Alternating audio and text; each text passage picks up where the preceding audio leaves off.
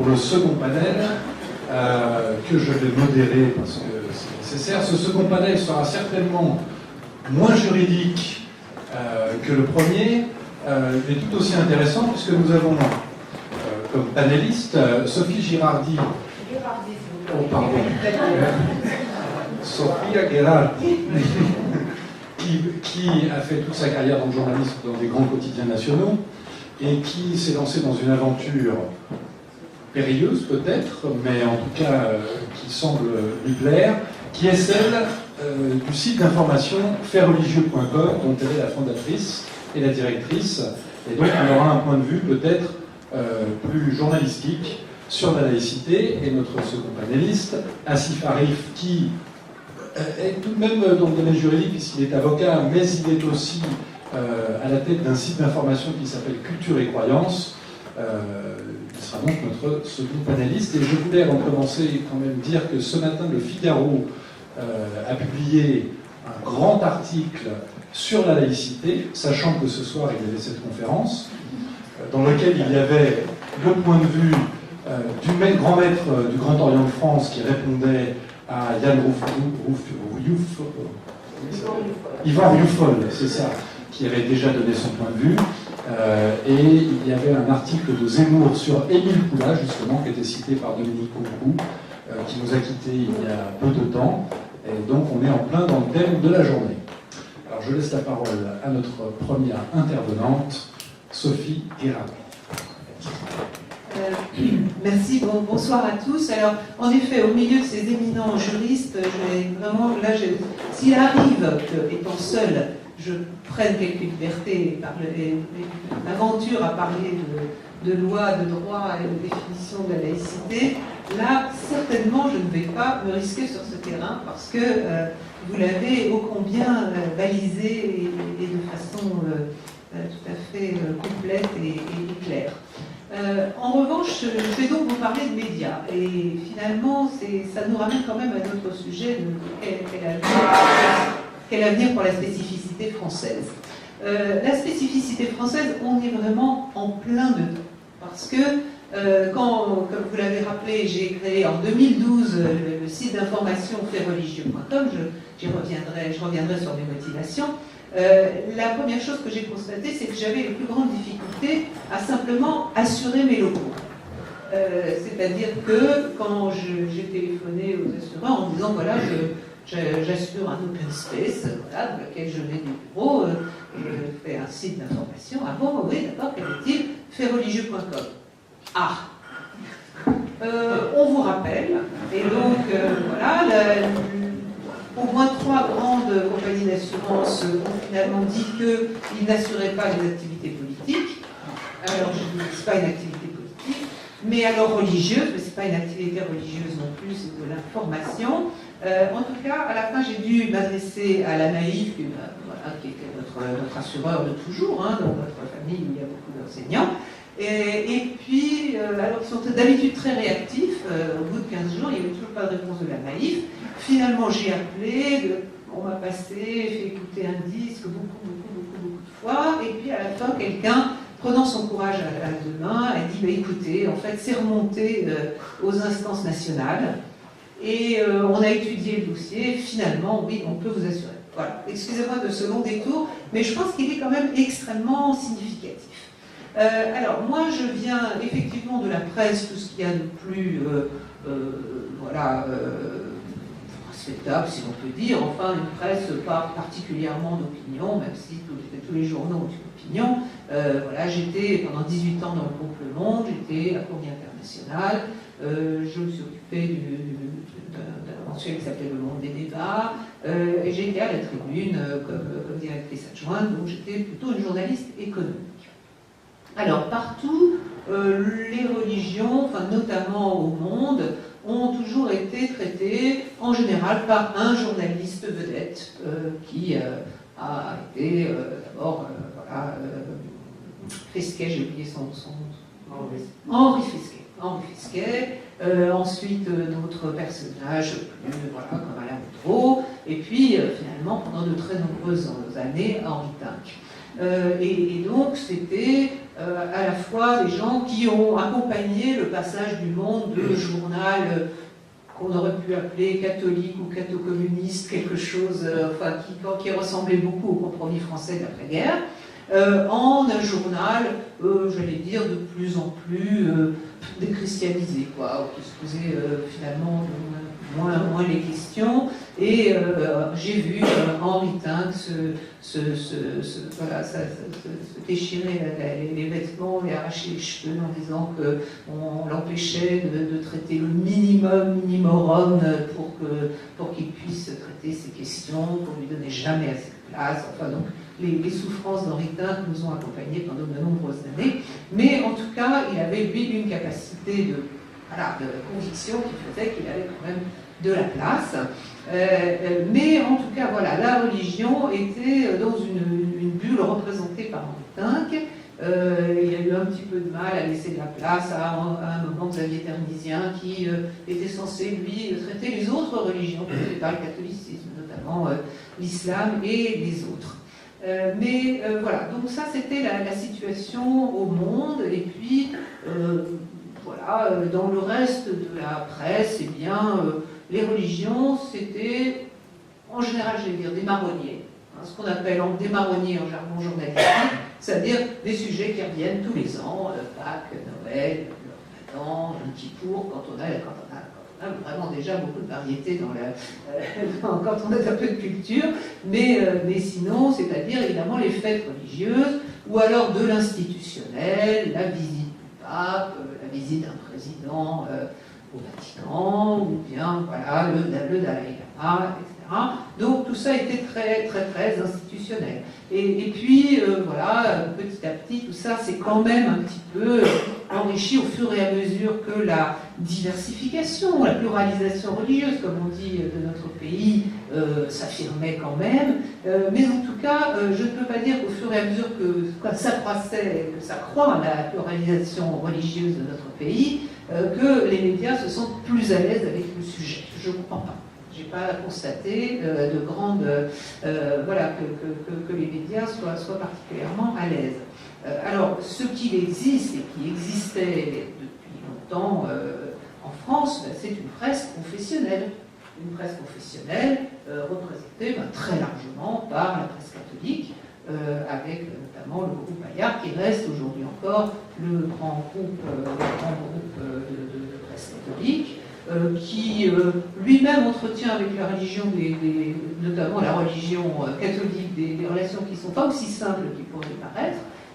Mais en tout cas, les autres médias catholiques, le groupe Malesherbes, racheté par Le Monde avec notamment son hebdomadaire La Vie, témoignage chrétien, ce témoignage, c'est, j'allais dire, résiduel d'une époque de la résistance et d'un catholicisme très à gauche, très progressiste, très avancé, tout ce que vous voulez, tout ça va très très très très mal en réalité. Hein. Donc la presse catholique, elle reste visible, mais le seul... Enfin, il y avait des exemples comme par exemple Le Pèlerin, le magazine Le Pèlerin, qui a longtemps été pratiquement un des magazines les plus vendus en France, un des hebdomadaires les plus vendus en France, dans l'ignorance générale. Hein. Le Pèlerin, c'était 800 000 exemplaires vendus chaque semaine, mais il y a eu une attrition due à la mort, c'était une attrition biologique, du fait que les gens qui achetaient Le Pèlerin, eh bien, ils sont âgés et finissent par disparaître sans que leurs enfants se réabonnent. Donc, et alors, si je devais regarder les autres religions présentes sur notre territoire depuis longtemps, eh ben, c'est pas bien brillant non plus. Hein, réforme, quand même à tout petit titre, qui va pas si bien que ça, Tribune juive n'existe plus en papier, et la presse, disons, confessionnelle musulmane est très très faible encore. Hein. Elle est représentée par un certain nombre de sites, comme par exemple Saphir News, qui est peut-être le site qui est le plus important, le moins confessionnel, c'est vraiment pour les musulmans culturels, si on peut dire. Ça marche assez bien, je pense, Saphir News. Il y a Ouma.com, qui est un média assez puissant, plus confessionnel que les Safir News. Et puis après, c'est des blogs comme Alkans qui suivent très très bien la question notamment du halal, enfin, qui suivent de la construction des mosquées, etc. Enfin, j'allais dire, ce sont des médias plus communautaires. Donc tout ça pour vous dire que le paysage de la presse religieuse est quand même pas extrêmement brillant. Je fais une exception avec La Croix, parce que La Croix est le seul quotidien français qui ne s'effondre pas. Parce que tous s'effondrent, les ventes sont épouvantables. Le seul qui tienne à peu près le coup, avec, je crois, peut-être l'Équipe encore, les Échos, mais je crois que l'année dernière, il n'y a pratiquement que La Croix qui n'a pas baissé. Et est-ce que, alors on pourrait se penser que c'est parce que le catholicisme retrouve de la vigueur. Moi je pense que c'est plutôt parce qu'ils ont un positionnement un petit peu moins aligné que les autres, un petit peu moins de politiciens, et qu'ils ont une approche très sociale, très en prise avec le terrain finalement, avec des parties de la société française que les autres couvrent moins, et que du coup La Croix intéresse, et La Croix se vend toujours assez bien. Enfin, tout est relatif, hein, c'est quand même 100 000 exemplaires, je ne pense pas plus, et ce sont des chiffres très très faibles si on compare même aux ventes de la presse dans les autres pays. La presse ne va pas bien, la presse papier ne va pas bien, ni en Allemagne, ni en Angleterre, ni en Espagne, ni en Italie, mais elle vend néanmoins beaucoup plus qu'en France. Bien. Voilà, donc voilà le panorama que j'ai parcouru très rapidement, vous montre que, au fond, voilà, pourquoi donc se mettre à parler de religion si c'est pour faire du business, alors que, en fait, la presse, la presse ne va pas bien, la presse religieuse ne va pas bien. Alors, pourquoi avons-nous quand même décidé de nous lancer? Mon mari, qui s'appelle Jean-Luc Poutier, et une troisième personne qui s'appelle Annette Sassi, qui est une spécialiste du web, elle, et moi-même, dans cette aventure de faitsreligieux.com. Eh bien, tout simplement parce que les journalistes sont un petit peu des capteurs d'air du temps, enfin, en tout cas, il faut espérer qu'ils le sont un peu, et il m'est apparu, moi, assez clair qu'il y avait une montée, pas forcément du sentiment religieux, mais en tout cas une présence plus grande de la thématique religieuse ou du moteur religieux un peu partout dans la société, aussi bien à l'international que en France, et que en fait les autres médias, les médias n'avaient pas l'air que le sismographe ne bougeait pas, à l'évidence il se passait quelque chose, et que en face l'offre cognitive au sens très large, recherche, publication, information, une offre qui serait non affiliée, c'est-à-dire qui ne soit pas confiée aux cultes eux-mêmes pour informer sur les religions, et bien qu'il y avait quelque chose, une inadéquation évidente entre un mouvement d'intérêt croissant et une offre d'information stagnante.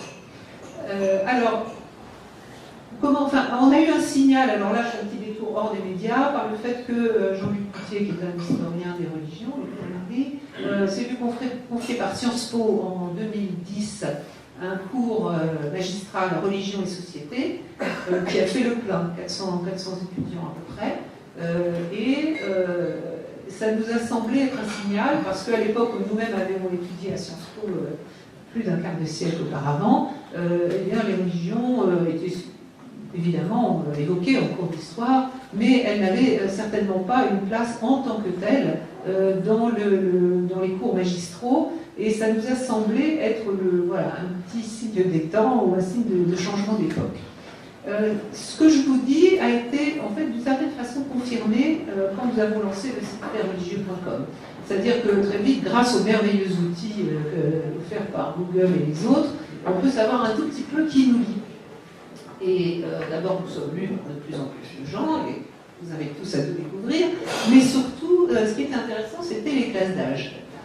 Parce que dans un tout premier temps, on a eu deux piles, j'allais dire, plus importantes, était l'une, celle des 21-34 ans, et la deuxième était celle des plus de 65 ans.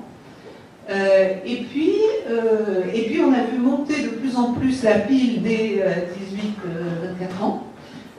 Et donc, de plus en plus clairement, notre public se révèle un public jeune, ou alors vieux. Mais celui qui manque, c'est précisément celui des baby boomers. Donc, ça corrobore ce que j'avais ressenti en fait dans la presse. La presse est faite par des baby boomers.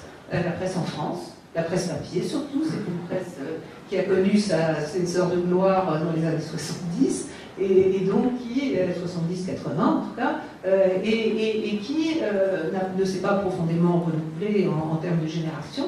Donc il y a quelque part quelque chose qui n'est pas vu dans une certaine évolution de la société. Étant moi-même essentiellement une journaliste économique et non pas une spécialiste des religions, je me suis particulièrement intéressée aux affaires de faits religieux dans l'entreprise. Donc je ne reviens pas sur l'affaire Babinou, qui a été le feuilleton qui nous a tous passionnés pendant plusieurs années, mais en tout cas ce qui était fascinant, c'était que quand je disais aux gens que je lançais ce site et que c'était intéressant pour les entreprises parce qu'il y avait de plus en plus de religions et que la laïcité ne s'appliquait qu'à l'État, les gens sursautaient. Comment ça? Oui, la laïcité, ça concerne, c'est la laïcité de l'État, c'est pas la laïcité, c'est pas l'entreprise, l'entreprise est un lieu privé. Ah, pas du tout, l'entreprise est un lieu public. Non, l'entreprise est un lieu privé, mais on y reçoit du public.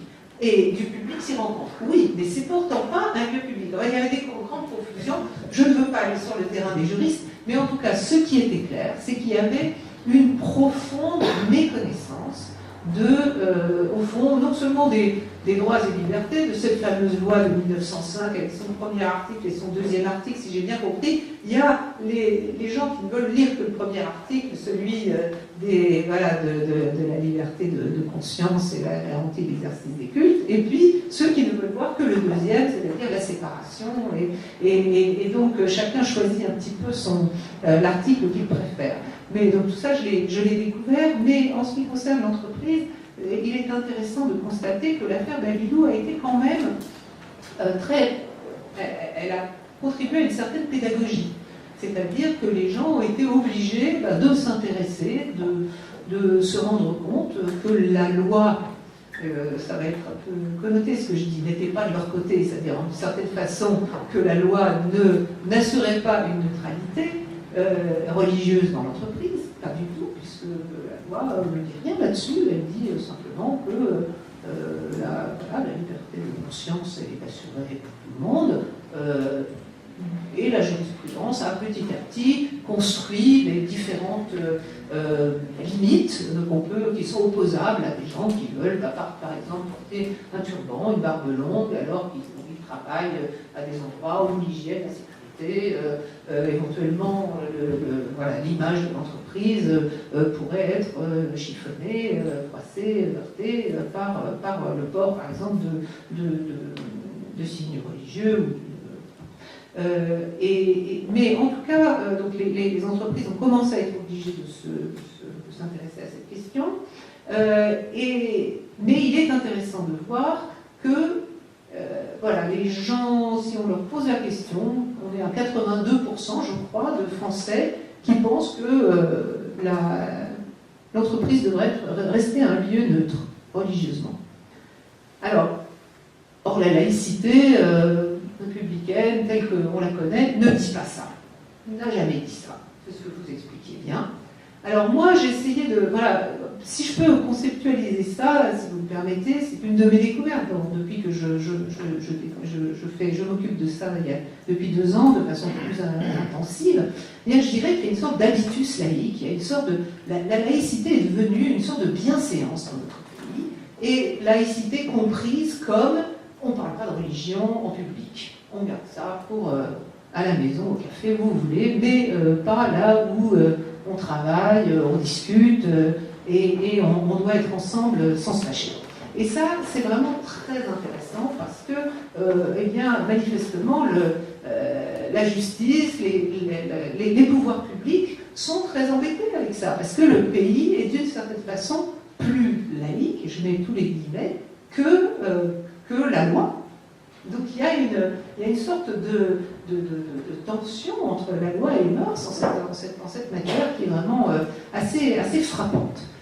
Et comme évidemment, ce qu'on voit aussi, c'est que les crispations autour de la laïcité, elles sont probablement beaucoup plus fortes que les crispations entre les religions. On le voit de façon répétée. En ce moment, la grande bagarre que je vois émerger, c'est au sein même de la gauche d'ailleurs, ou au sein même des partis, des familles politiques, sur les conceptions, j'allais dire, soit pragmatiques de la laïcité, qui sont celles du gouvernement actuel, du président de la République, de l'Observatoire de la laïcité, du ministre de l'Intérieur qui se prononce, qui a fait un discours là-dessus il y a 2 jours à peine, et puis le 9 décembre encore. Donc c'est une laïcité qui respecte la liberté dans le cadre de l'ordre public, bien sûr. Mais il y a là, l'État est, j'allais dire, dans une position pragmatique et relativement bienveillante. Et puis, il y a au sein de la gauche des familles, ou d'ailleurs de la droite, ou d'ailleurs de l'extrême droite, une laïcité beaucoup plus offensive, qui, au fond, ne veut voir qu'une seule tête. Et si possible, que cette tête ne soit pas voilée. Et là, il y a là quelque chose qu'on voit se dessiner et qui fait un de ces magnifiques débats à la française où on va s'écharper mais sans que jamais, effectivement, normalement, ça ne dérape trop dans la violence. Malheureusement, on a vu que ça pouvait quand même déraper. Donc voilà, moi, si je devais faire quelques constats, donc c'est ça, c'est un effet de génération. Un pays, au fond, peu ouvert à la diversité religieuse si elle doit s'agiter dans ses yeux, quoi. On veut bien que le pays soit divers religieusement, mais à condition que ça se voit pas trop, quoi. Bon, si c'est le nouvel an chinois avec des dragons, ça se fait trop une fois de temps en temps. L'aspect folklorique peut être apprécié, mais sinon non, on n'aime pas trop la diversité. Et là, si vous me permettez, je sais pas, ça fait un petit peu un peu trop impressionniste, et peut-être que vous trouvez que je ne vous donne pas assez d'informations, mais ce sont vraiment les conclusions que j'ai tirées de toute cette information que nous brassons, et Dieu sait qu'elle est abondante et riche depuis 2 ans. Eh bien, c'est que j'ai constaté qu'il y avait, moi j'appellerais ça, au fond, une transposition du catholicisme à la laïcité. Est-ce que c'est un peu la catholaïcité dont parlait Jean Bobéron, ou est-ce que c'est autre chose? Mais le catholicisme est un principe très unitaire, qui n'est pas à l'aise avec la diversité, et on a l'impression qu'en France, on a vécu assez bien avec la laïcité a très bien réussi à s'installer dans un rapport avec l'Église. L'Église, il n'y a pas plus laïque que l'Église catholique aujourd'hui. Loi de 1905 maintenue, d'autant plus qu'elle est tout à fait à l'avantage de l'Église catholique. Et donc l'Église et la République vivent comme de vieux amants ensemble très, très bien, avec quelques petits tiraillements de temps à autre, mais quel couple n'en a pas. Et qu'en revanche, c'est également le cas des juifs et des protestants qui étaient là aussi depuis longtemps.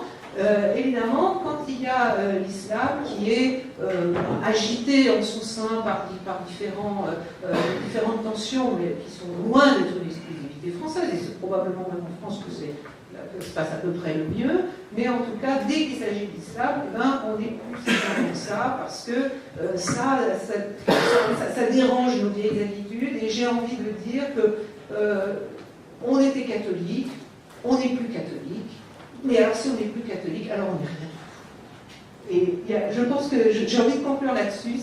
Moi, c'est ça la conclusion que j'ai sentie, c'est-à-dire que foncièrement, des gens dont les parents étaient catholiques, qui ont eux-mêmes pris des distances avec le catholicisme, si on ne doit pas être catholique, alors dans ce cas-là, je ne veux rien voir.